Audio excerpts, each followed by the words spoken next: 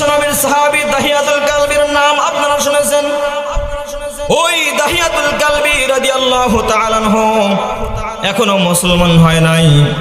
দাহিয়াতুল কালবি সিরিয়ার জমিনে ব্যবসা করতে যাবেন এমন সময় স্ত্রীকে ডাক দিয়ে বলতেছেন, বিবি রে, তোমার গর্ভে যে সন্তান আছে, তোমার গর্ভের সন্তান যদি ছেলে সন্তান হয়, অর্থগুলো টাকাগুলো তোমাকে আমি দিয়ে গেলাম, টাকাগুলো তার পেছনে তুমি ব্যয় করবা।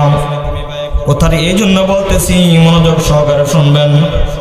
আল্লাহর নবীকে আল্লাহ পাক রব্বুল আলামিন কোন সময় রহমতের টাওয়ার বানিয়ে পৃথিবীতে পাঠিয়ে দিলেন।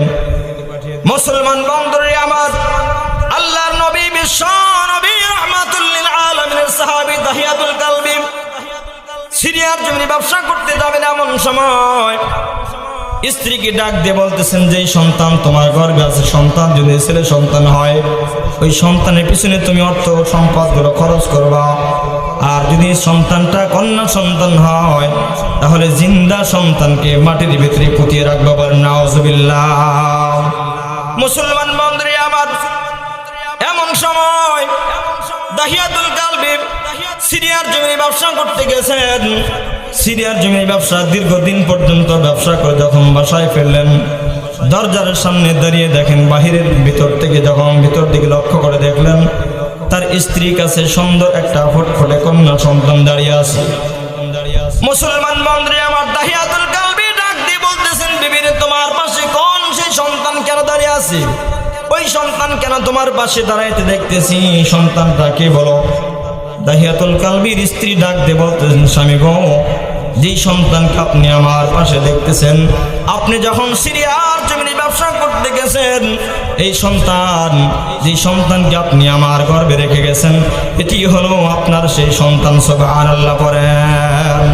ভাইয়ের আমার, বন্ধুরা আমার, দাহিয়াতুল কালবি ডাক দিয়ে বলতেছেন, বিবির, তোমাকে তো আমি আমানত দিয়ে গিয়েছিলাম, এই সম্পদ যদি তোমার গর্ভে সন্তানটা ছেলে সন্তান হয়, তাহলে সন্তানের পিছনে তুমি খরচ করবা, সন্তানের পিছনে অর্থগুলো ব্যয় করবা।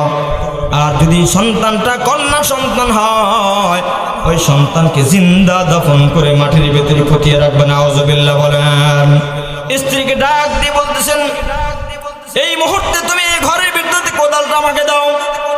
কোদাল নিয়ে দাহিয়াতুল কালবি যখন জমিনের দিকে হাঁটতে শুরু করলেন, স্ত্রী চিৎকার করে করে কান্না করতেছেন, আজকে বুঝি আমার সন্তানকে মাটির ভিতরে পুঁতিয়ে রাখবে, এই সন্তানকে বুঝি আর আমার কোনোদিন সন্তানকে আর দেখার ভাগ্য হবে না।